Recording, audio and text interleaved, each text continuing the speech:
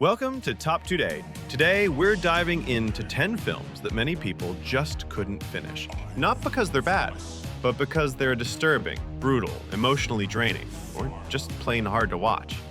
Don't worry, we didn't go full nightmare mode. You won't find black and white art house extremes like Begotten or Tetsuo the Iron Man, or something straight up disgusting like The Human Centipede. Every film here is more psychological, more emotional, and way more personal. So be careful. If you choose to watch any of them, it won't be easy. But before we begin, if you enjoy content like this, hit that like button and subscribe. It helps us grow and helps more people find this video. Let's not wait any longer. Do you think it's enough?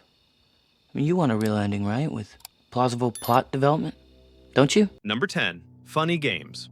1997 or 2007. Funny Games is a home invasion film, but it doesn't follow the rules. There's no background music to guide your emotions. There's no revenge arc to satisfy you. Instead, you're forced to watch helplessly, just like the characters. Director Michael Haneke made the film as a direct critique of how we consume violence on screen. The film even breaks the fourth wall, reminding you that you're not just watching, you're part of it. It's brilliant, disturbing, and one of the boldest psychological experiments in cinema. Haneke remade it shot for shot in English in 2007, just to make sure American audiences didn't look away. And the only way to save the family? You'll figure it out. Number 9, Salò, or The 120 Days of Sodom. 4 wealthy men in fascist Italy kidnap a group of teenagers. They take them to a remote villa, completely cut off from the outside world. Over the next 120 days, they impose a strict system of control, humiliation, and torture, all under the illusion of order and ideology. Salò is not entertainment, it's a provocation. Inspired by the writings of the Marquis de Sade, it blends sadism, politics, and power in the most extreme way possible. The violence isn't stylized, it's methodical, repetitive, and deeply dehumanizing.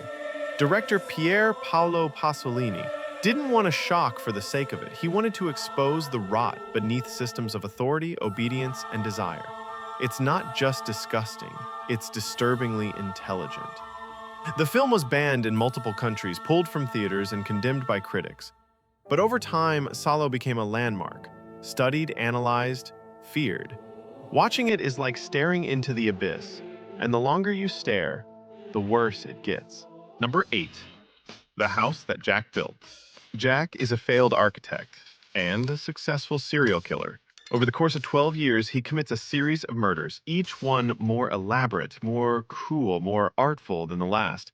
But this isn't a crime thriller. It's a descent into ego, into philosophy, into hell, literally and figuratively.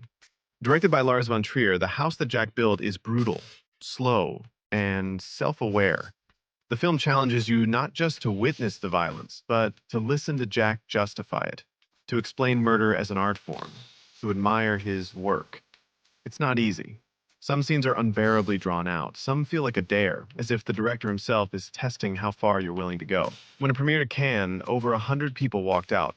Others gave it a standing ovation, and that says everything you need to know. Number 7, Martyrs.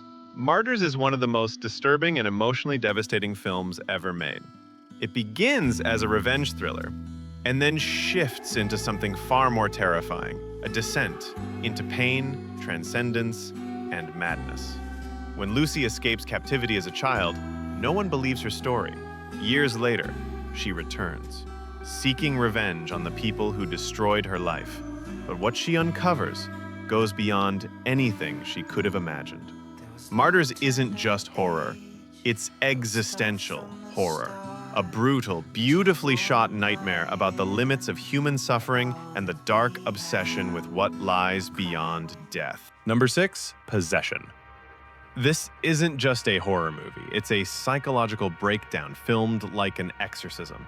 Set in Cold War-era Berlin, Possession tells the story of a crumbling marriage and a woman's descent into something far darker. As her behavior grows more erratic, her husband begins to suspect infidelity. But what he uncovers defies logic, love, and even biology. There's something in the apartment, something she's been feeding, and it's not human. Part domestic drama, part Lovecraftian nightmare, Possession is one of the most emotionally intense and disturbing horror films ever made, with a legendary performance by Isabelle Adjani that will leave you haunted. Number 5. Requiem for a Dream. At first, it feels like a story about dreams. 4 people chasing a better life, a son and his mother, his girlfriend, his best friend. They're not criminals, they're not monsters, they just want something more. Money, love, beauty, validation. But those dreams rot fast. What begins as light drug use quickly spirals into addiction, delusion, and complete psychological collapse. Darren Aronofsky directs with a pounding rhythm, fast cuts, sharp sound design, and visuals that pull you into the chaos. You're not watching them fall, you're falling with them. By the time you reach the final scenes, you're paralyzed, emotionally wrecked, and maybe a little numb. Because Requiem for a Dream isn't about drugs, it's about obsession, and how hope, when twisted far enough, becomes a weapon. A critical hit and a cult classic, but make no mistake, this is not an easy film to sit through. And if you've seen it, you probably don't want to see it again. Number 4, The Passion of the Christ. This film isn't just about a story, it's an experience. Mel Gibson's The Passion of the Christ shows the final hours of Jesus with brutal honesty and unflinching detail.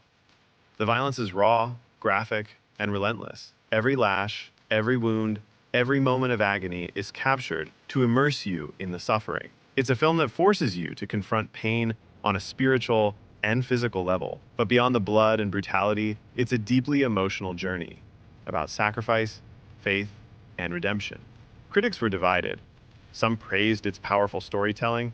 Others were disturbed by its intensity. For many viewers, this film isn't easy to watch, but it's impossible to forget. Number 3. Come and See. This is not a war movie. It's a relentless plunge into the hell of war, seen through the eyes of a 14-year-old boy named Floya. Set during the Nazi occupation of Belarus, Come and See strips away any glamour or heroism. There are no heroic battles, no music swelling in the background, just raw, unfiltered terror and devastation. The film's haunting visuals and immersive sound design put you right in the middle of chaos and horror. You feel every explosion, every scream, every moment of despair. It's emotionally crushing, unforgettable, and profoundly human. One of the most powerful anti-war films ever made. Number 2, a Serbian film. This film comes with a warning, not just for graphic content, but for your mental state. A Serbian film follows a retired adult film actor who takes on one final job, only to find himself trapped in a nightmare of exploitation and psychological torment. It's not just disturbing, it's deliberately transgressive. The film pushes boundaries for shock, for metaphor, and for controversy, and it succeeds at all 3. Banned in multiple countries, dissected by critics, and often avoided entirely, it's one of the most infamous movies ever made. Some call it a political statement, others call it unforgivable. But no one watches a Serbian film without coming out different. Thank you for watching so far. You are amazing.